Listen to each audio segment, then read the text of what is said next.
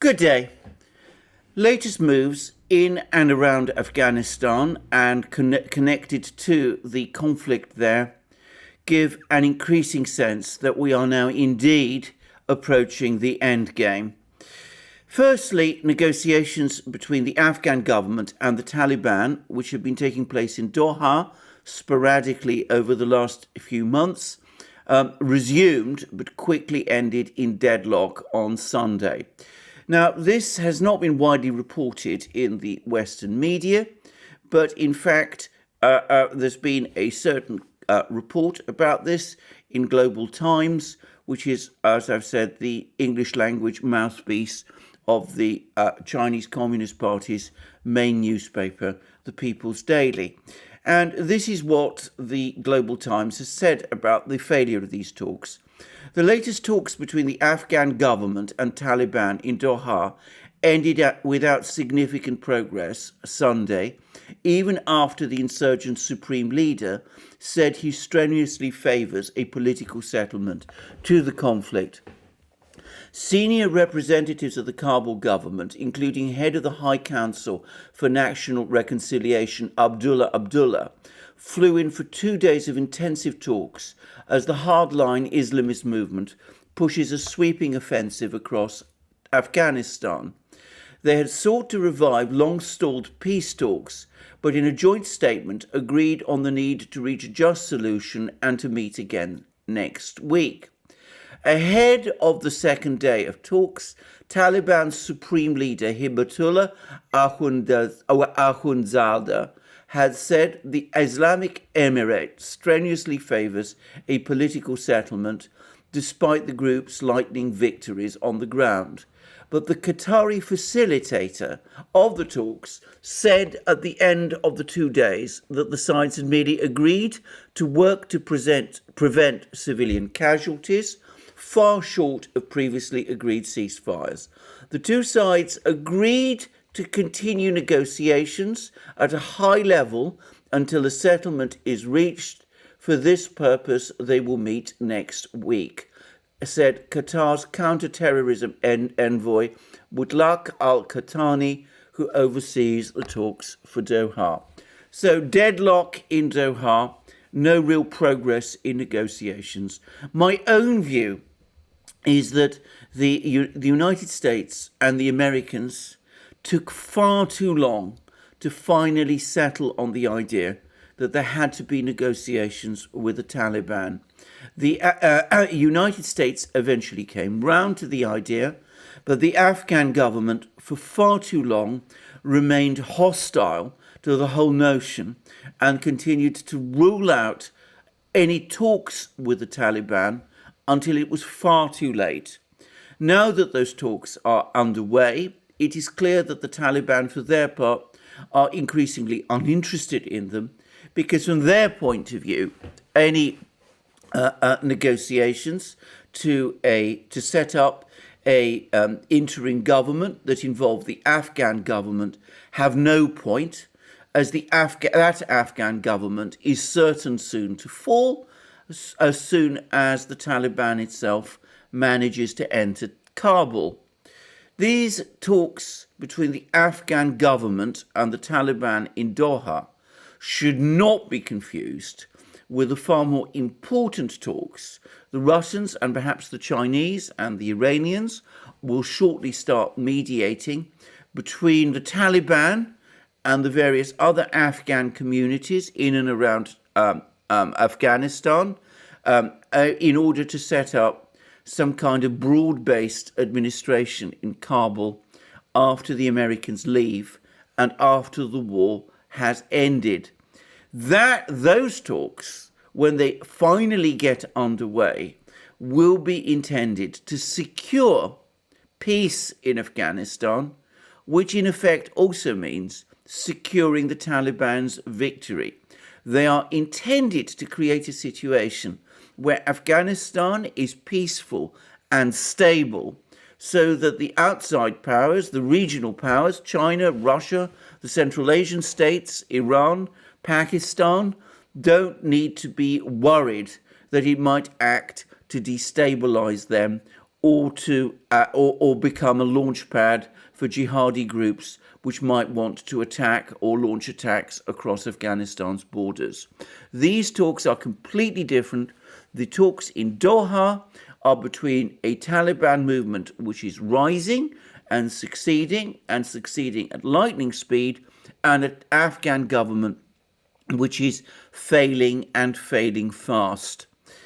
Now, the failure of the talks in Kabul has provoked a bitter reaction from the United States because, of course, the United States, which is now, it seems, committed to pulling out most of its troops or all of its troops from Afghanistan by 31st August 2021, undoubtedly was hoping that there would be at least a decent interval and at least some kind of negotiated ceasefire between the Taliban and the Afghan government, allowing this a Taliban victory to take place in Afghanistan after a decent interval, enabling the United States to deny that the war there had ended in a debacle, or alternatively, if that could not be achieved, perhaps to find some way to even achieve some kind of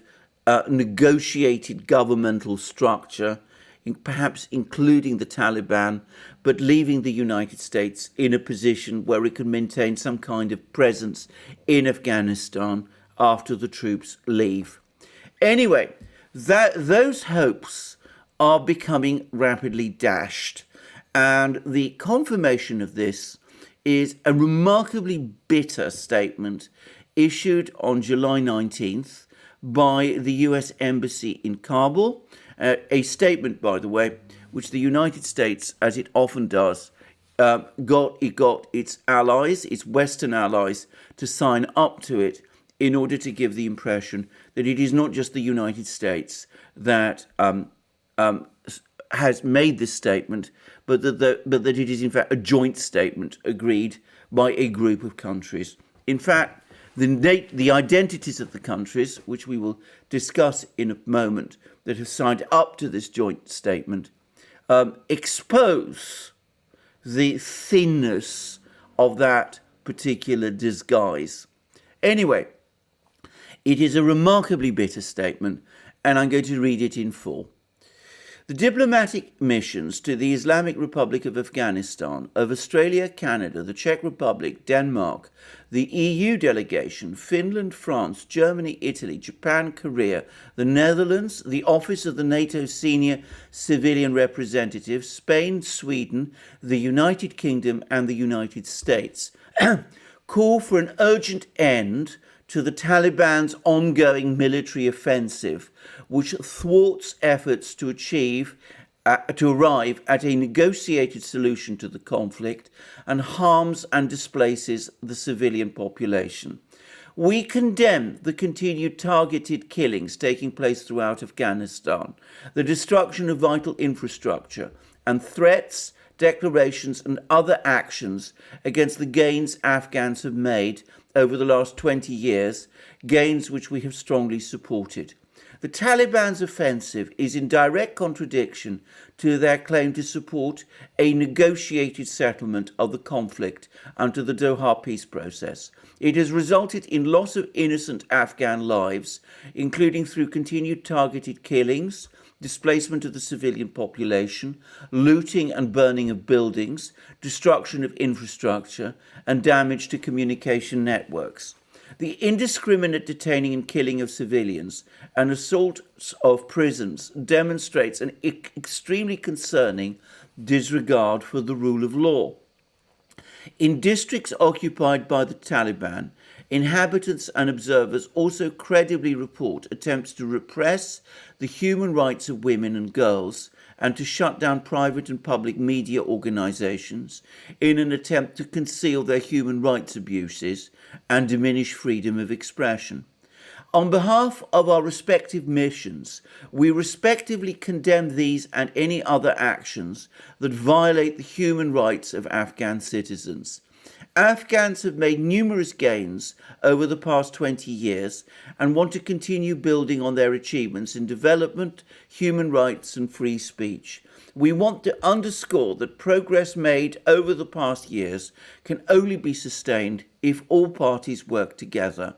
We joined the United Nations Assistance Mission in Afghanistan in calling on the Taliban and all parties to immediately end the violence and agree to a permanent and comprehensive ceasefire and engage fully in peace negotiations to end the suffering of the Afghan people and pave the way to an inclusive political settlement that benefits all Afghans and ensures that Afghanistan does not again serve as a safe haven for terrorists. The Eid al-Adha, this Eid al-Adha, the Taliban should lay down their weapons for good and show the world their commitment to the peace process. Now, I'm going to just say a few things about this really remarkable statement. The first is, again, I would reiterate that it's a statement which has been clearly put together by the United States, perhaps with the help of countries like Britain, but that no country which is not a US ally has signed it. Russia and China, their diplomatic missions in Kabul did not sign it, nor did the diplomatic missions of Pakistan, or indeed India, or Iran, or indeed of any of the neighboring states, or of any of the Islamic states. Saudi Arabia and the Gulf states, notably, did not sign it either. So this is a purely Western statement. The other thing about this statement is its complete unreality. I mean, it talks about the fact that there are targeted killings taking place throughout Afghanistan, that infrastructure is being destroyed, that there are threats, declarations and actions against Afghan civilians, that the human rights of women and girls are being violated, and that private and public media organizations are being shut down. And it also talks about the achievement of the last 20 years. The 20 years since the United States and its allies overthrew the government the Taliban itself had established in Afghanistan, with the help of the United States and Pakistan, by the way, back in the 1990s. Well, how is any of that going to carry any traction at all with the Taliban? Let's, of course, begin with this point about continued targeted killings taking place throughout Afghanistan. Well, undoubtedly, the Taliban does carry out targeted killings. But then, so does the United States. That's what drone attacks have to a very great extent been. The United States uses its drones, and other countries, by the way, do the same. But in Afghanistan, we're talking principally about the United States for various reasons and for various purposes. But drone attacks have been used by the United States to kill various Afghan, Taliban, and other Islamist leaders who the United States wants to put away. Well, if the United States can engage in targeted killings, no doubt the Taliban thinks or feels that they can do so also. Certainly, I cannot imagine them feeling under any obligation or moral pressure to take note of what the United States complains about with respect to targeted killings, when, of course, it is the United States also which has been engaging in targeted killings through its drone program over the last 20 years.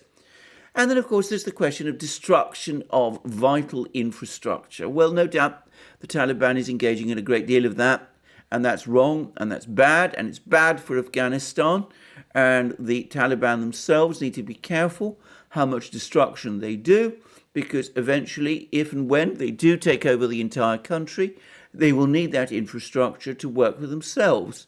But then, of course, the United States in Afghanistan, and indeed in other places, also has carried out attacks on infrastructure. Did so back in 2001 during its bombing campaign in Afghanistan, which brought about the fall of the Taliban government. And of course, it's done that on a much bigger scale in many other places. It's also used, of course, sanctions and food blockades and embargoes and such things in order to try to put pressure on political movements like the Taliban and indeed governments like those of Iraq and Syria. And again, it's difficult to see that the United States has any real traction with the Taliban, would have any real traction with the Taliban over any of these things. And when it comes to human rights of women and girls and the shutting down of private and public media organizations, well, of course, the Taliban has a different conception, an Islamic conception of what the rights and position of women and girls should be, and we've all known that all along, but it's one that appears to command a wide degree of acceptance within Afghanistan itself, even though probably not universal acceptance, a point which should be made and understood. And of course, when we talk about private and public media organizations that have been shut down, well, the United States has shown again over the last 20 or so years a willingness and a readiness to shut down public and media organizations that it disapproves of in all sorts of countries. Anyway, putting all that aside, what makes this whole statement completely bizarre, utterly surreal, is that he talks about achievements over 20 years of achievements by the government the Taliban vehemently rejects and opposes, and it calls upon the Taliban to lay down their arms, as if the Taliban were losing the war instead of being on the brink of winning the war. It's an astonishing statement. It shows a complete detachment from reality, and it begs the question of how much people in both in Washington and in those embassies in Kabul genuinely understand the situation.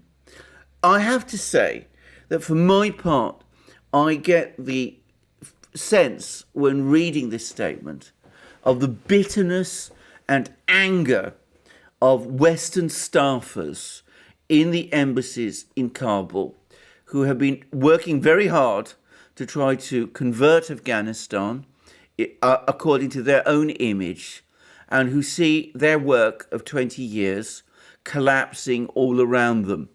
That anger and bitterness has found its way into this statement, and I suspect that some of it is directed at the administration itself in Washington, which is pulling out the troops, and in the minds of some of the people who have perhaps worked to compose this statement may have betrayed the cause for which so much effort and resources was made.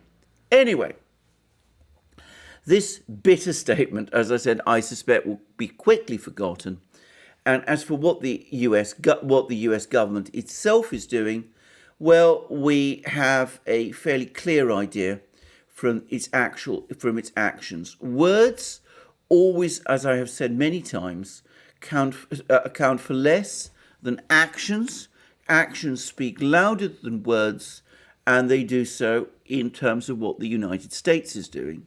And we know that the administration has advanced the date of its pull-out. It's now going to happen on the 31st of August. It's going to be completed by the 31st of August rather than the 11th of September. But the other thing that the United States is doing is that it is now preparing to airlift Afghans out of Kabul and bring them to the United States. And we learn, and I take this from Washington Examiner, that the administration in Washington is preparing to evacuate 2,500 Afghans to a military base in the United States in order to protect these people from possible retaliation in the event or on the occasion when the Taliban finally gains control. And we have comments like these from State Department spokesman Ned Price. These are brave Afghans and their families, as we have said, whose service the United States has been certified by the embassy in Kabul and who have completed thorough special immigrant visa security vetting processes, will be provided temporary housing and services as they complete the final steps in the special immigrant process.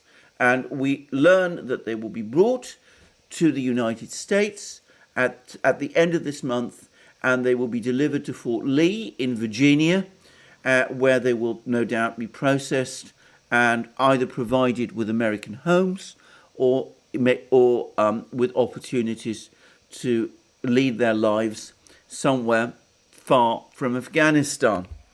So that, it seems to me, shows what the United States is really thinking. It doesn't truly expect the Afghan government to survive. It is quite rightly and quite properly taking steps to protect those people who have worked with the US government and the US forces in Afghanistan by airlifting them to the United States.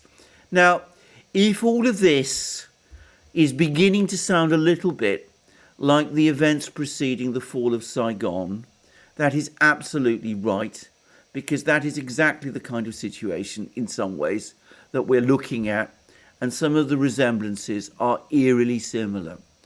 As with the situation in Vietnam, there are negotiations underway between the various parties, absent the United States, with a view to setting up some sort of interim government.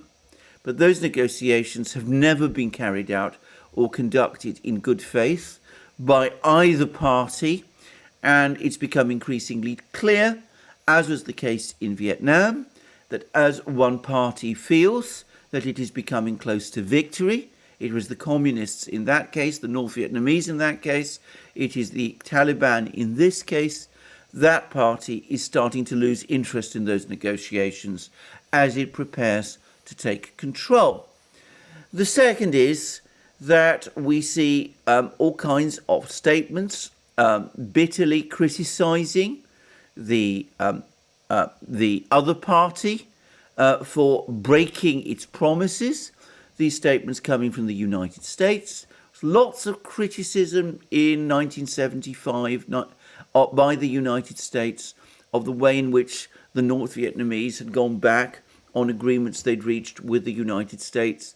And there were the same bitter criticisms of the Taliban that we see in this statement that the embassies in Kabul have just made. It's all very similar.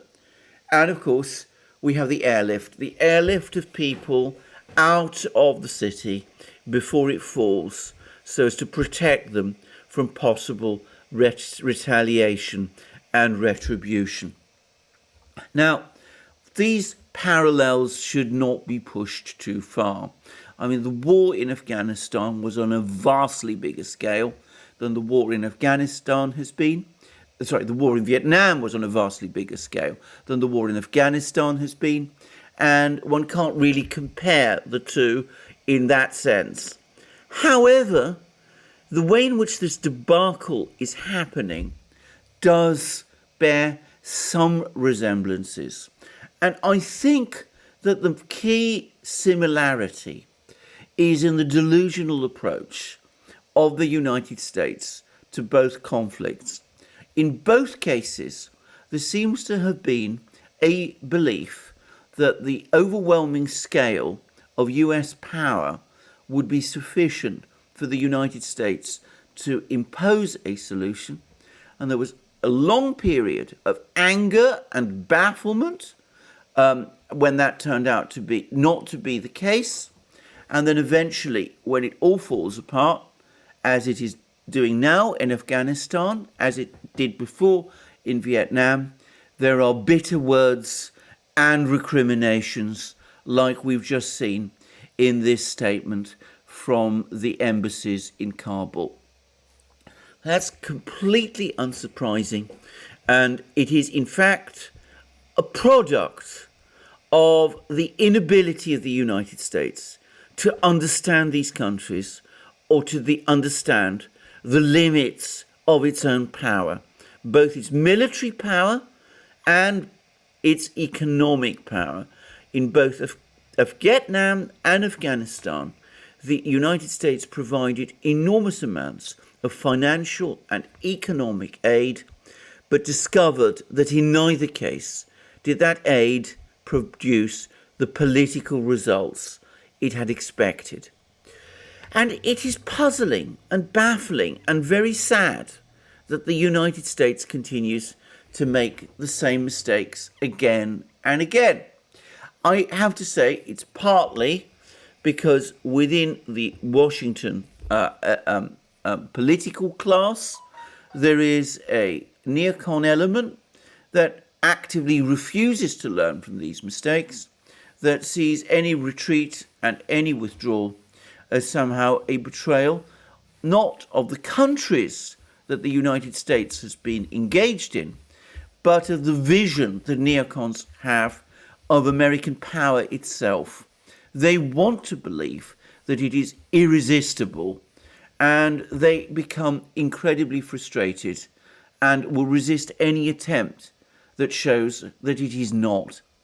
But having said that, it does remain remarkable how these kind of lessons simply don't get learnt. Anyway, perhaps it will be different this time, but realistically I doubt that.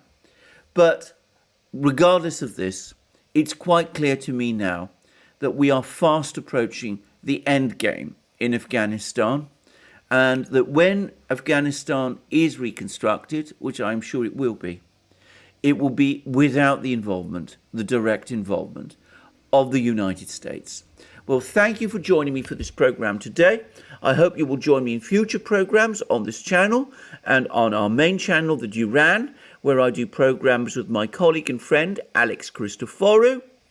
And please also check out Alex's channel, and please also check us out on our other platforms, BitChute, ODYSEE, SuperU, and Locals. And by the way, I should say that we have great plans for some of these platforms, which you will see working themselves out fairly soon. Also, please support us to the extent that you can via PayPal, Patreon, and Subscribestar. And also don't forget to look up our shop and find the wonderful things that you will find there. Our amazing magic mugs, our hats, our hoodies, our sweatshirts, our t-shirts, and all the rest. Lastly, if you like this video, please remember to press the like button, and please also check your subscription to this channel. And thank you for joining me today, and I hope you will join me again soon for my next program, and have a wonderful day until then.